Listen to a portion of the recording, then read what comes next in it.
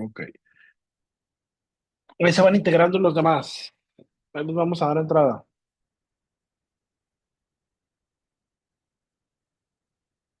Les comparto.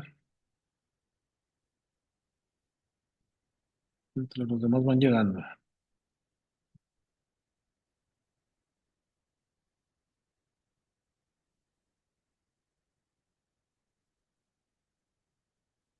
Ahí está. Mensajes. Sobre esto. Ya no más falta. Ya estamos todos otra vez, ¿verdad? ¿Cómo les fue? ¿Qué vieron en el video? ¿De qué se trata?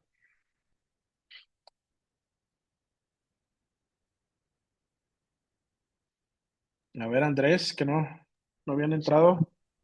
Yo O me Andrés, enfo- yo me fijé más que aparecían sobre los tipos de errores que había ok. En y la, los que pues ¿alguien chambea en Maquila? ¿Usted, Andrés, chambea en Maquila o no? sí en superior, Ah, en superior, el chico superior. ¿En cuál sí, planta? en la 10 En la 10, órale. Oh, al sur. sí, Ok. ¿Y esos errores experimentales o errores que identifica usted, qué recuerda del video? pues de hecho ayer exactamente tuvimos un error de, pues no sé cómo se puede decir que de variación Ok. en las ruedas. ¿Y cómo lo miden ustedes? Haz de cuenta, bueno, el del error que tuvimos es como de, pues no sé, o sea, haz de cuenta que la rueda se pone a girar y se ve como si no está más como que, como, o sea, como si, ¿cómo le puedo explicar eso? O Si no está sea, como como si la rueda, ovalada. ajá, o un poco torcida la rueda. Ok. Cuando ven eso, rechazan la rueda, Sí, que está sí, deformada. sí, o al igual también hemos tenido quejas del cliente de los birlos Ok. del carro, van un poco más grandes o más chicos. Y empieza a jugar la rueda, ¿no? Cuando ya está montada el ring. Sí, Ok. Pues sí, son parte de errores, muchas veces pueden ser por factores humanos, pueden ser por factores del mismo aparato, sí, incluso por formas en que es puesto también o apreciado la medición o se hace la medición. Hay varios errores que son hasta por cuestiones ambientales, por la cuestión de si yo tengo una cinta que es una medida que es de fierro y con el calor y el frío está en constante expansión o se contrae y eso me puede afectar también en las mediciones. Estos factores son importantes considerarlos, sobre todo cuando hace uno análisis estadísticos, porque también tiene que ver incluso el factor humano. Ustedes incluso dentro de la industria también desarrollan los análisis R&R con el fin de ver quién, si hay factor humano que esté afectando esa calidad. Por eso también es la rotación de turnos, por eso también es de que estar monitoreando si alguna línea empieza a tener problemas de mantenimiento, detectarla que las fallas se están presentando más en esa línea, ¿no? Esos son parte de los estudios que también apoya la parte de estadística descriptiva, apoyado un poquito en diseños experimentales, pero la base es estadística, ¿no? Entonces, ¿quién más vio otra cosita por ahí interesante?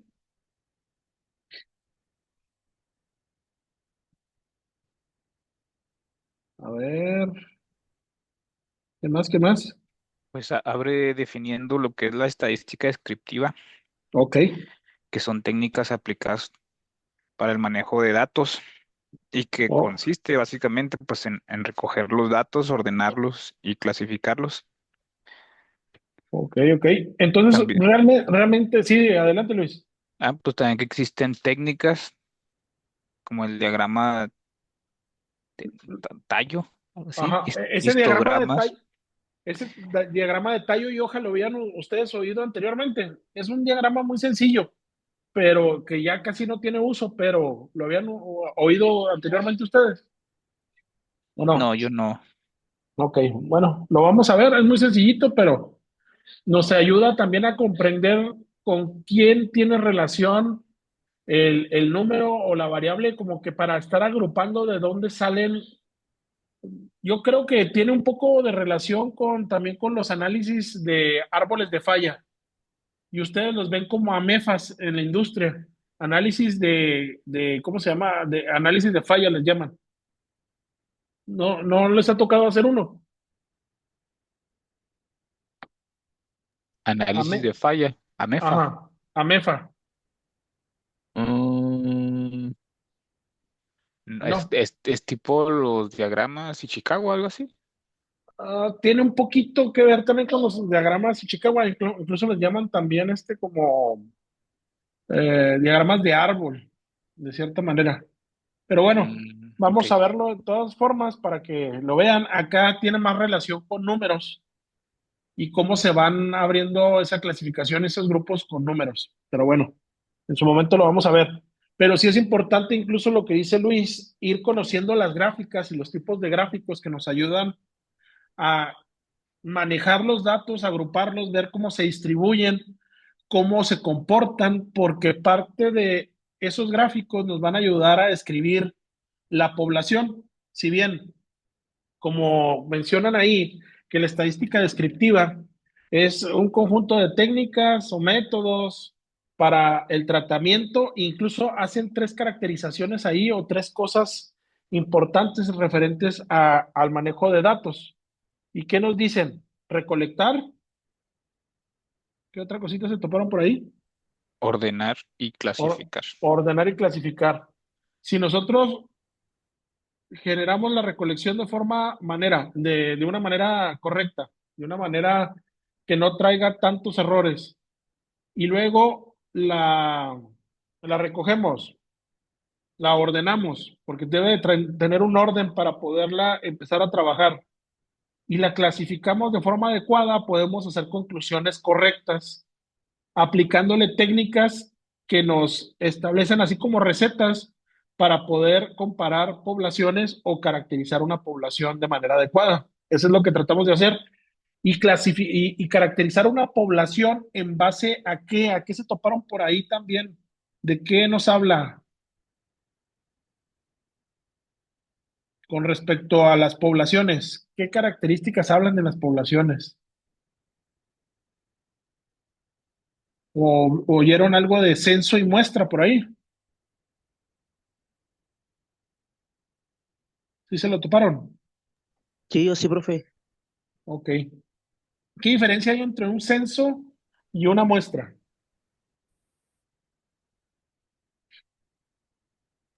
Que un censo mide la población en total, Ok, cada persona, y una muestra es solamente una fracción de dicha muestra. ok. ¿Y por qué queremos tomar una muestra? ¿Por qué preferimos tomar una muestra a un censo? Si lo vemos desde el Pues punto de vista real, o sea, aquí es porque es más económico más y pues cuando económico. se Ok. quiere cuantificar, ¿verdad? Cierta cosa, pues de ahí puede, se puede tomar.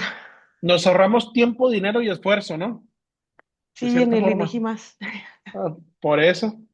Ok, entonces prácticamente esas técnicas de decisión de muestreo tienen que ver mucho también con la cuestión de los errores. Si nosotros ampliamos la muestra, muy probablemente vamos a caracterizar mejor a la población, pero tenemos que también tener tipos de muestreos adecuados para seleccionar de manera sistemática y aleatoria también, pero que tengan todos los miembros de la población la posibilidad de caer en esa muestra.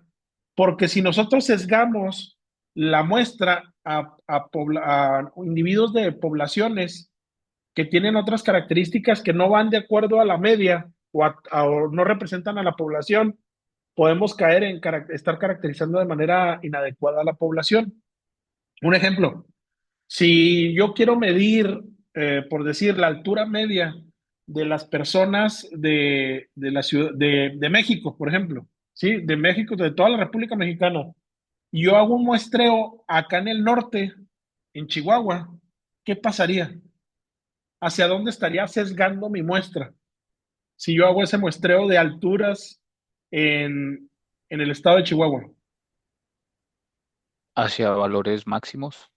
¿Ok? Porque tenemos más altura acá, ¿no? O se supondría que tenemos Sí. más altura.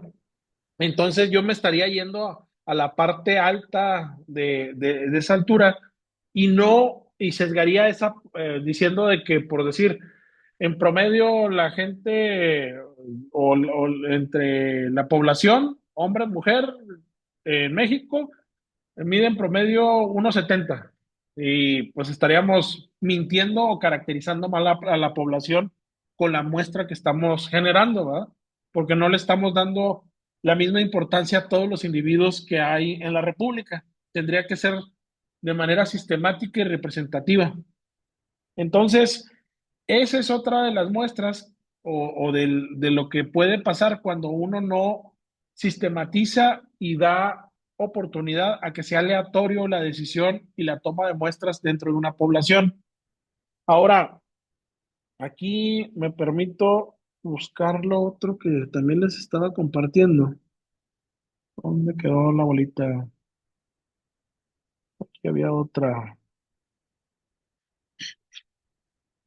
Las imágenes que les estaba mostrando. Ahorita les subo los videos aquí también. Después de este video 3 les voy a subir la clase, ¿cómo se llama? La clase 2 les voy a subir los dos videos o tres de la clase aquí abajito del video 3, ¿sí?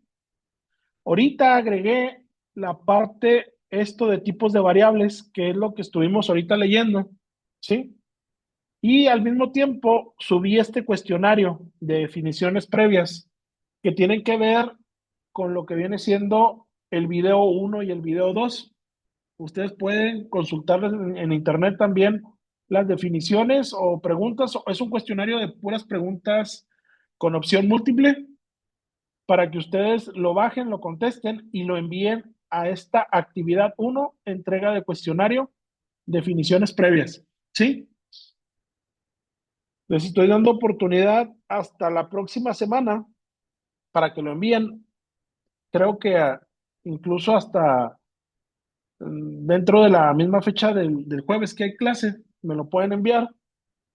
Y también les estaré subiendo eh, otros videos para ir avanzándole a los temas y estarlos viendo poco a poco entre videos, explicación y estar haciendo ejercicios dentro de clase. ¿Sí? Entonces, ¿alguna pregunta con respecto a eso? Con respecto al cuestionario,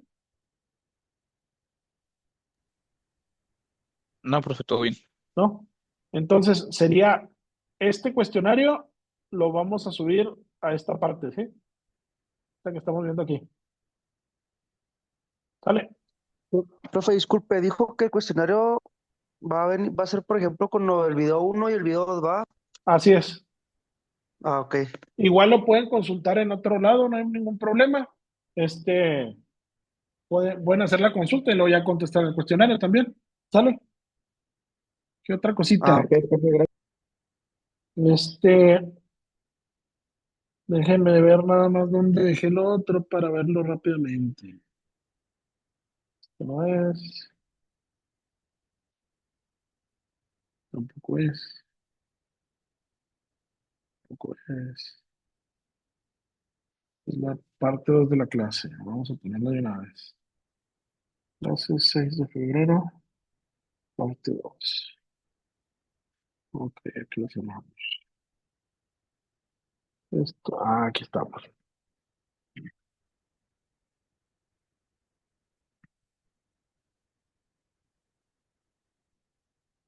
Entonces, ustedes estaban viendo esa parte, ¿no? Empezamos con esa parte dentro de la explicación del video y luego fue un repaso de la parte de los tipos de datos, ¿verdad? Y variables. Aquí incluso vienen otros ejemplos. Si es parte del video, ¿verdad? Que estábamos viendo. Sí, profe. Ok. Ahí también les preguntan en el cuestionario algunos tipos o ejemplos de este tipo. Esta diapositiva incluso venía ahí, con, hablaba de distribución y hablaba de lo que viene siendo eh, válgame, ya no alcanzo a ver Patrón lo de que viene variación, siendo profe, el ¿no? patrón de variación, que lo explicó, realmente lo explica leyéndolo, ¿verdad? Pero ya no viene, esta se quedó ahí como borrador, pero la rescaté. Yo creo que nada más cambió de lado a lado. Y es donde hace la comparación de que la distribución muestral tratamos de que sea similar, ¿sí? Esto quiere decir que sea similar o próximo o muy similar o casi igual la distribución muestral, por eso andamos buscando muestras que nos caractericen a la población de mejor manera, ¿no? Entonces, la distribución de los datos tiene mucho que ver y tanto los gráficos y ver cómo se distribuye la población nos ayuda mucho a ver tanto los patrones de variación y nos ayudan también a conocer con qué frecuencia se generan las repeticiones de datos y cómo se comportan al mismo tiempo las variables. Esto nada más se los pongo así rápido, como repaso, y luego vieron esta diapositiva donde nos empiezan a hablar un poquito de un tema que se relaciona con la parte de la recolección de datos, ya sea de diseños experimentales o la recolección de datos de cualquier fenómeno que podemos tener en la empresa o en la vida diaria, ¿no? Y hablan de la parte esa de que hay un proceso de medición, nosotros le asignamos un número determinado a esa medición, analizamos los datos recopilados y luego generamos nueva información como una conclusión o hipótesis para una decisión, cualesquiera que sea una toma de decisión para ver cuál población es más grande, cuál tiene mejores características, qué variable es la que nos conviene, ¿cómo se llama? Seleccionar a lo mejor por mejor rendimiento de una línea de producción o un producto que tiene mayor calidad, ¿sí? O mayor durabilidad, en fin. Estos son parte de lo que andamos recopilando de datos, pero es bien importante estas partes que se establecen aquí, ¿no? Y que nos dicen, bueno, tu proceso ¿cómo se llama? Cuando mide uno, tiene validez, o sea, es válido. Y nos habla de esa parte, ¿verdad? Cuando se mide algo de una manera demostrable, aquello que se trata de medir, libre de distorsiones sistemáticas. Que nosotros no estemos generando errores de manera sistemática, eso es importante para que esa medición sea válida. Por decir lo que decía en su momento el compañero, con respecto a la medición que estaban haciendo de la rueda, ¿esas mediciones realmente fueron válidas o no? Porque se dieron cuenta hasta después, ¿no? Que traían ahí los errores de medición. Sí, profe. Y platícanos un poquito, entonces, miden la rueda, la pasan y luego llega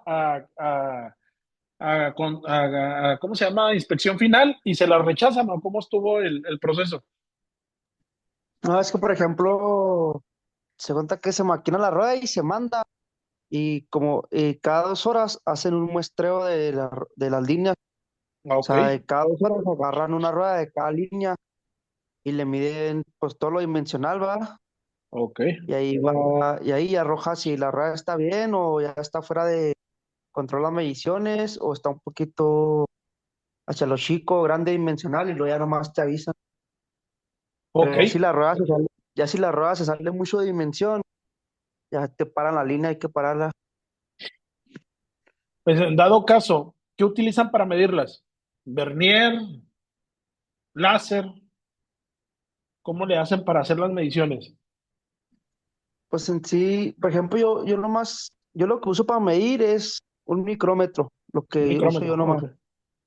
Pero ya lo que usan pues así bien para medirlas, no sé bien cómo se llama porque es una máquina con una puntita de cerámica, Sí, que es lo que van es, midiendo. es como ¿cómo se llama? Es un CMM.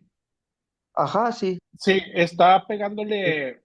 hagan de cuenta que después les comparto un video donde el CMM es una puntita así y luego tiene una punta como de metal, pero en la punta tiene una cerámica y luego va tocando todas ¿cómo se llama? Todos los bordes y va midiendo precisamente los bordes a ver si las dimensiones son las correctas, ¿no? Y pues ya con cierta tolerancia o con el diseño ya digitalizado, lo compara para ver si las tolerancias dan o no dan. Entonces, el detalle, por ejemplo, ahí lo que no pudiera ser válido es estar cambiando o tratando de sesgar algo para afectar la medición o simplemente el instrumento de que esté fallando y pues esas mediciones no son válidas.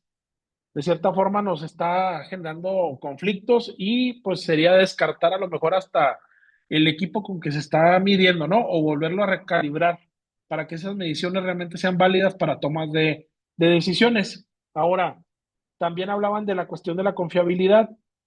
Ahí, ¿cómo pudiéramos establecer algo en relación a que sea confiable?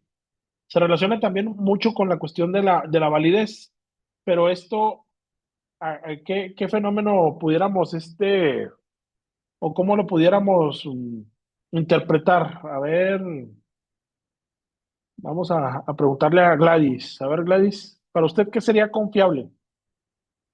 Si gusta leerlo también, aquí lo discutimos. Confiable. Cuando aplicado repetidamente a un mismo fenómeno o objeto o al mismo tiempo por investigadores diferentes, proporciona resultados iguales o por lo menos parecidos. Fíjese, prácticamente si acá el compañero mide con el micrómetro un rin y le da, ¿qué pasa, no? Ese mismo rin, si lo midiera otro compañero y de repente dice no pasa, ¿sería esa medición confiable o no sería confiable? No, no sería confiable. Ok, o sea, tendríamos que llevarla a un tercero para la decisión, ¿no? A lo mejor, pero algo está pasando ahí porque deberíamos de tener, si tenemos los equipos calibrados, si tenemos la misma técnica y estamos verificando que las cosas las están haciendo iguales, pues debería de ser confiable, ¿no? Porque están haciendo cuestiones repetitivas y debería de salir con cierta confiabilidad. Si no fuera el caso, pues hay que ver qué está pasando, ¿no? Ahora vamos a la cuestión de exactitud. Luis, con respecto a exactitud, ¿qué pudiéramos establecer?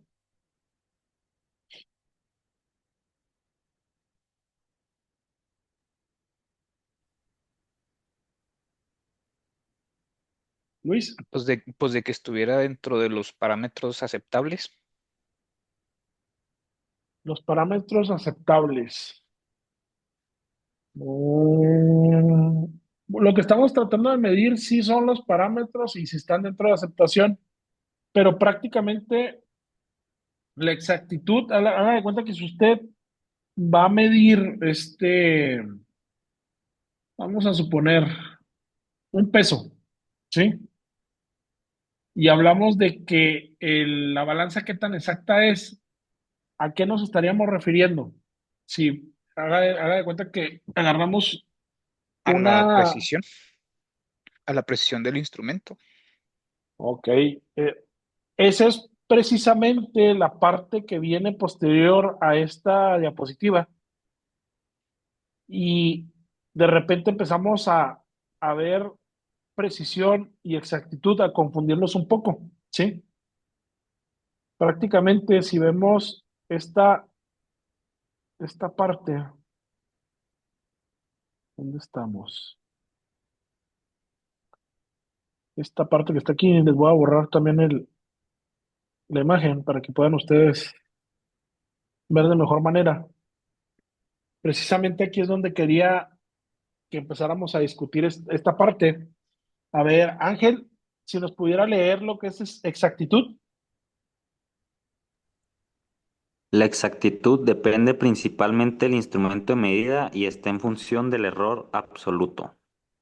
Y fíjense, ahí ponen el valor verdadero depende precisamente de la medición, o lo equiparan a la medición. Y la precisión, dicen medición, medición. ¿Y qué nos dice Andrés? Qué nos lee con respecto a la precisión? La precisión se puede estimar como una función de la variabilidad de las mediciones entre sí. Ok, vamos a suponer, nosotros queremos calibrar algo y tenemos ¿cómo se llama? Una medida, o lo que le decía, tenemos el kilo, tenemos la medida calibrada de un kilo, ya certificada incluso, y la tenemos para calibrar nuestras básculas. Y se supone que yo lo pongo, el kilo que está certificado, lo pongo en una báscula y me da la báscula 1.1 kilos, o sea, no, 1100 kilogramos, 1100 miligramos, ¿sí? Quito nuevamente mi kilo certificado y lo vuelvo a poner. Y resulta que en la segunda medición me da 1.2 kilos. ¿Fue preciso o no fue preciso esas mediciones? No lo fueron. No lo fueron, sí, no coincidieron, ¿no? Y a eso es a lo que, ¿cómo se llama? Me refiero en comparación a dos mediciones. Estoy hablando de precisión cuando comparo dos mediciones, ¿sí? Pero se supondría que yo tengo un valor referencia. Pero fueron exactas alguna de las dos mediciones.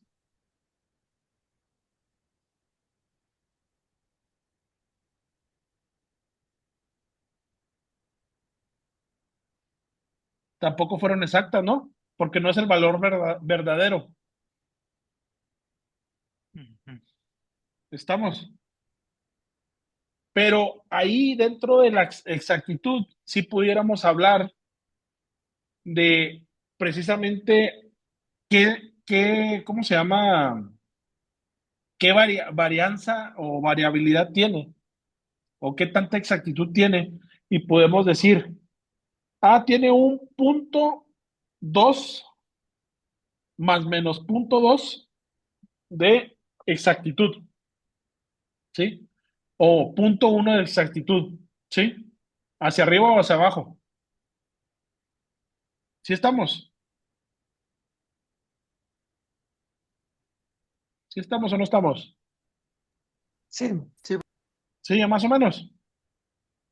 De todas maneras, lo vamos a ver con otro ejemplo, pero sí pudiera ser esa exactitud, sí nos habla de cómo se llama, hasta cuántos números decimales maneja, qué tanto hacia arriba o hacia abajo puede registrar cierto errorcito, pero ahí nos habla de la exactitud que tiene el aparato para decirnos la medición. Esa es la variación que pudiera tener el aparato con respecto al valor real. Es a lo que me refiero. Y la precisión es con respecto a dos mediciones desarrolladas e incluso podemos comparar la precisión entre una persona y otra.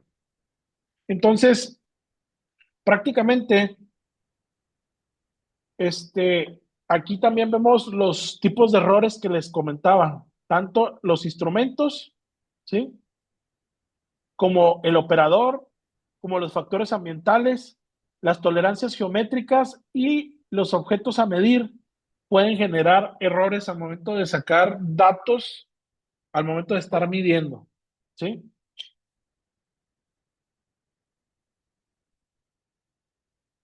Y ahora también, si queremos ser un poco más, explicando un poquito lo de la precisión, si esa variabilidad prácticamente no se elimina, se minimizan medidas independientes que se pueden evaluar. Es decir, como les digo, la cuestión de la precisión, ¿sí? Si se hacen análisis de manera independiente por dos laboratorios, podemos saber qué tan precisos somos también, o por dos operadores diferentes, o por dos técnicos en diferentes momentos, podemos saber qué tan precisos somos. Y la cuestión de la exactitud pues nos habla también mucho del tipo de la técnica, qué tan precisa es. En el caso de la cuestión química, pudiéramos hablar que los métodos, por eso yo les decía, ¿qué es más exacto? ¿Un método láser o un método físico cuando estamos midiendo o un CMM, por ejemplo? Para ustedes, ¿qué sería más exacto? ¿La medición hecha con el micrómetro? ¿La medición hecha con láser o la medición hecha con CMM? Los que conocen los equipos. ¿Cuál de las tres creen que sean más exactas? Se supone que la más exacta tendría que ser la de CMM, profe. Se supone. Sí, se supone, ¿verdad? También dependiendo del dibujo que tengan cargado, ¿no? Pero bueno, perfecto. Entonces, prácticamente viendo esa parte, esta era la parte de contrastar muestreo con censo, ¿sí? Y ponemos el ejemplo aquí de lo que viene siendo el censo de población, que realmente no llega al 100% de la población, es prácticamente andan como por ahí del 97%, porque sí se les van gentes que no pueden o no les abren la casa al INEGI, ¿no? Pero empezamos a ver aquí la necesidad, por ejemplo, cuando tenemos, por decir, un río con contaminación, pues no podemos muestrear toda la cantidad de agua. Tenemos que ir a generar un muestreo o también sistematizar la forma en que vamos a muestrear, si es por profundidad, en una malla, en varios puntos, porque es imposible muestrear todo el río como tal, ¿no? Y luego nos vamos también a prácticamente como materiales y vemos que algunos materiales, no sé si alguien conozca Sofi, qué es lo que hace Sofi. De hecho, creo que cambió de nombre ya, pero empezó como Sofi. Está en el complejo industrial ahí de la Washington. No, nadie. Sofía fabrica lentes. Ah, ok. Entonces, ellos hacen procesos destructivos para medir la calidad de sus productos, pero pues imagínense, producen lentes ahí de esos Gucci Prada y de marcas de Ray-Ban y todos esos. Y cuando les hacen las pruebas destructivas, pues están tirando el dinero para poder caracterizar la calidad. Les hacen ¿cómo se llama? El lente. Y no nada más hacen lentes de ese tipo, ¿verdad? También hacen lentes para cuestiones de aumento. Y el problema es de que cuando estamos haciendo ese tipo de muestreos que son destructivos, pues también sale muy caro hacer, imagínense, destruir todo el lote, pues no es costeable.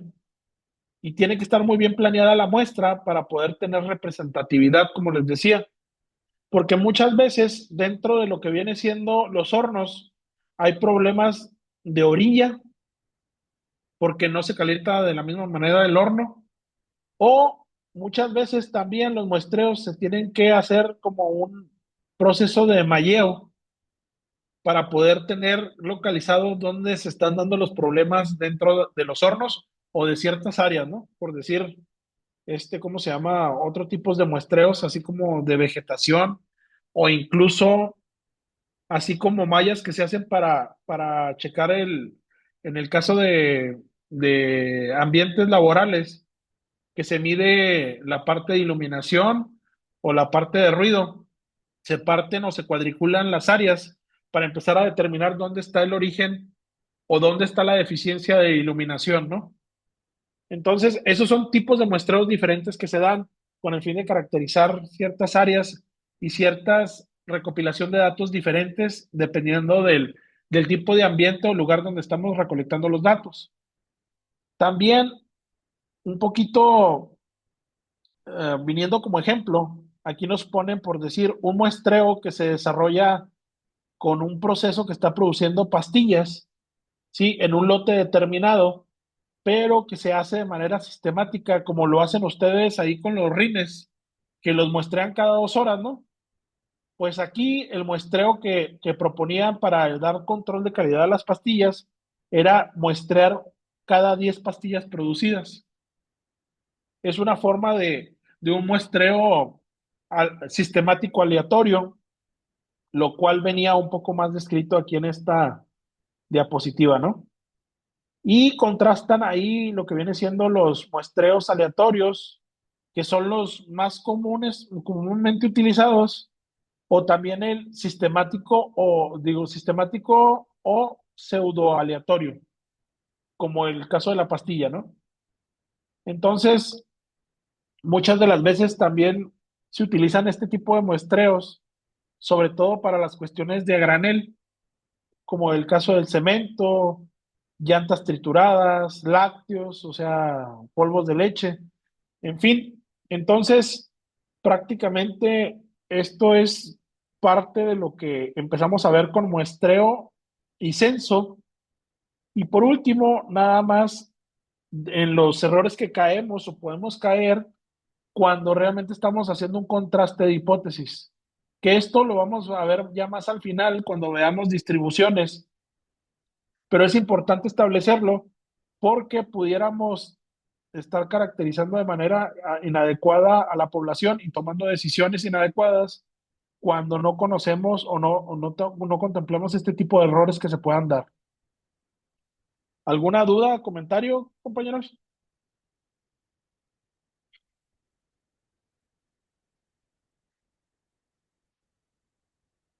No, compañeros. Ninguna, profe. Ok, no alcanzamos a ver la parte de ¿cómo se llama? Del video 3. La mayoría de ustedes no vio el video 3, ¿verdad?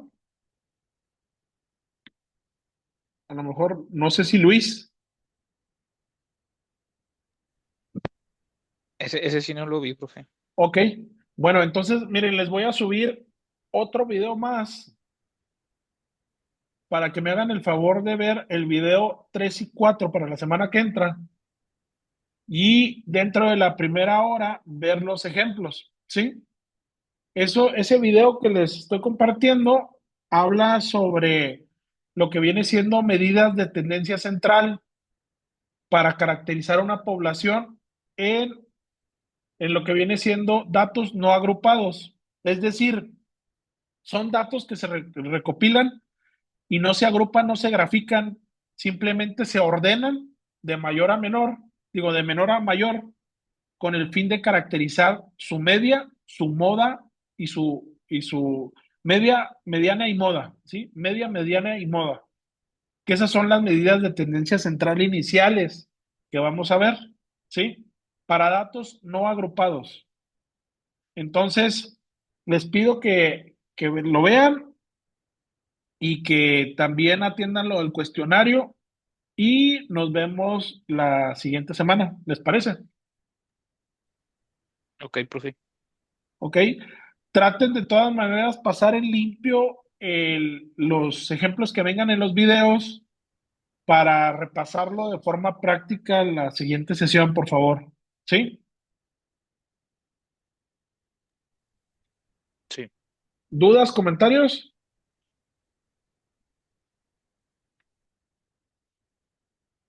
¿Dudas, comentarios? Bueno, si no hay más, chicos, muchas gracias y estamos para cualquier situación de dudas o comentarios. ¿Sí? Muy bien, profe. Hasta Sale, luego. profe. Hasta Hasta luego. luego. Bye. No, ¿de qué a Hasta luego. ustedes?